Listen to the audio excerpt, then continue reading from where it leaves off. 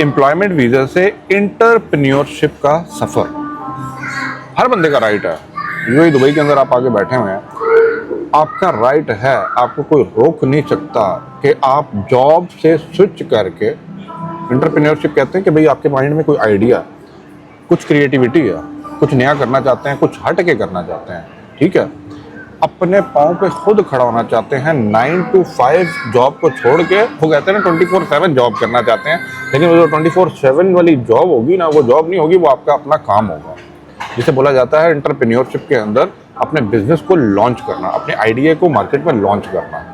ठीक है, मैं खुल के बात करूंगा, पूरी बात करूंगा, वीडियो लंबी होगी। अगर आप लोग भी अपनी जॉब छोड़ के अपने बिजनेस की तरफ आना चाह रहे हैं ना, तो ये वीडियो कहीं ना कहीं आपके लिए बड़ी इंपॉर्टेंट होने वाली है इन फ्यूचर, एक आइडिया देने के लिए, ताकि आप लोगों का माइंड खुले और आप लोग वो चीज़ें कर सकें जो सिर्फ बेड पे बैठ के ना आप सोचते रहते हैं, हाँ जी ऑफिस आ गए, अपना कोई काम होना चाहिए, कब तक ऐसे ख्वारी करेंगे। ये माइंड में हर बंदे की सोच आती है, शायद शुरू में नहीं आती, मैं मानता हूँ शुरू में ना हम लोग मजबूर होते हैं, जॉब करनी होती है, दर बदर की ठोकरें खा के आए होते हैं, 1, 1.5, 2, 3 साल, 4 साल, 5 साल, 6 साल लगाने के बाद ना हर बंदे का राइट है, जब उसको मार्केट की समझ आ जाती है, उसको वो चीज़ों की पता लग जाती है कि भाई लोग पैसा कैसे कमा रहे हैं, लोग धंधा कैसे कर रहे हैं राइट वे में, लीगल वे में, तो भाई आपको बहुत से लोग नीचे मिलते हैं। सबसे पहले कोई आएगा जी ओ ना करो जी, वो वाला काम ना करो, वो उसने किया था तो ये हो गया, और जेडी काम तो लगे वो काम करो, ठीक है, थोड़ी पंजाबी में भी आपको समझा देते ना, तो जो काम है भाई उसी में लगे रहो तो ज़्यादा बेहतर है, सुखी रहोगे। क्यों जी, रिस्क क्यों लेना है।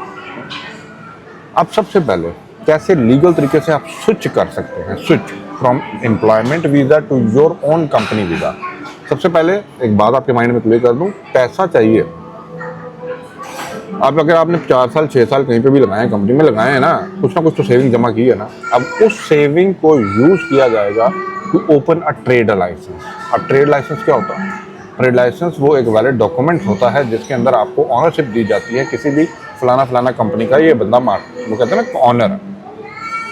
अब ऑनरशिप के ऊपर ना आपको मिलता है वीज़ा। सबसे पहले क्या आप किसी कंपनी में रहते हुए अपना ट्रेड लाइसेंस रजिस्टर कर सकते हैं? ये सबसे बड़ा क्वेश्चन है। और क्या रिस्क है as per the contract UAE labour law?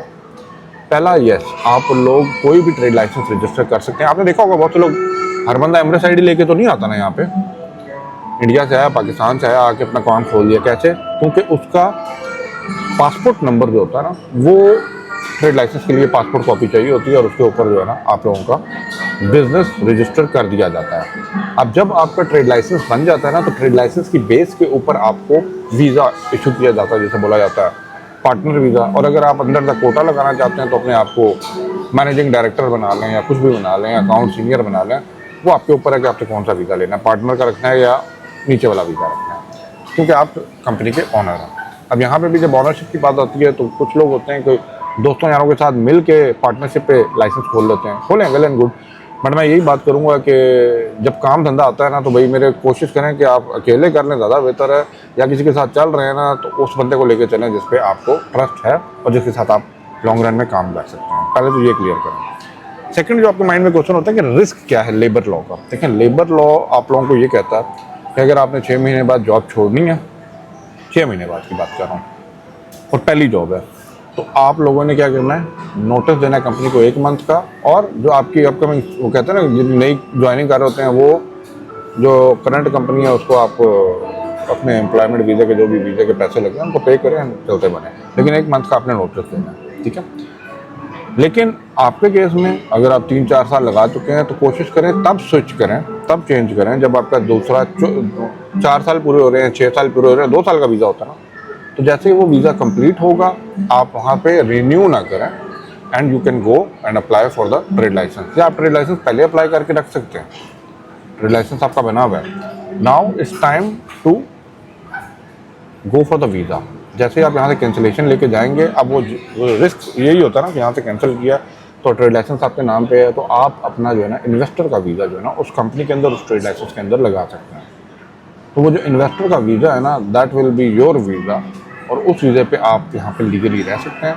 अब जिस चीज़ के ऊपर आपने ट्रेड लाइसेंस को रजिस्टर किया, फूड बिजनेस था, रेस्टोरेंट चलाने का था, आपका क्लीनिंग सर्विसेज का था, आपका टेक्निकल लाइसेंस था, आपका जनरल ट्रेडिंग लाइसेंस था, अब आपने वो काम परफॉर्म करना है, ठीक है। आप अपनी टीम बनाएं and execute the plan, plan लेके चलना, ये खाली दिमाग के साथ नहीं आना। और खाली अगर आप वीज़ा सिक्योर करने की बात कर रहे हैं तो भाई मेरे, जब तक आप काम नहीं करेंगे तो वो आप कवर कॉस्ट नहीं कर सकते, क्योंकि जो ट्रेड लाइसेंस आप ओपन करेंगे ना, जो अपनी सेविंग से आपने इतना अरसा लगाने के बाद किया, तो वो ये समझ लीजिए कि वीज़े की कोई कॉस्ट 2 साल के लिए आपने पे कर दिया है, लेकिन ट्रेड लाइसेंस एवरी ईयर री रजिस्टर होता है, ठीक है।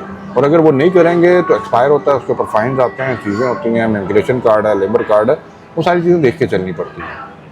तो ये तो अपने माइंड में क्लियर कर दें कि भाई अगर तो आप पैसा कमाना जानते हैं और कर सकते हैं, मैं मानता हूँ यार शुरू में किसी को नहीं पता होता कि पैसा कमाया जा सकता है कि नहीं, लेकिन एक आइडिया होता है ना, एक अप्रोच होती है ना, एक पॉजिटिव वे होता है ना, अगर तो करना चाहते हैं देन मूव टूवर्ड्स दिस, आप कर सकते हैं। जब इतने साल ना हम लोग किसी के नीचे लग के काम कर चुके हैं, रगड़ा खा चुके हैं, अपने आप को पॉलिश करवा चुके हैं, now it's time to invest on yourself. आप 9 to 5 नहीं, आप स्टार्ट में 100% अपना दें, 100% टाइम दें, अपनी एक अच्छी टीम बिल्ड करें, आप अपनी तरफ से बेस्ट दें। एक दफ़ा आपका बिजनेस क्योंकि ना बिजनेस अपने पाँव पे खड़ा हो जाता है ना, देन आप सुख का सांस लेके चीज़ों को और आगे लेके चलने की प्लानिंग कर सकते हैं।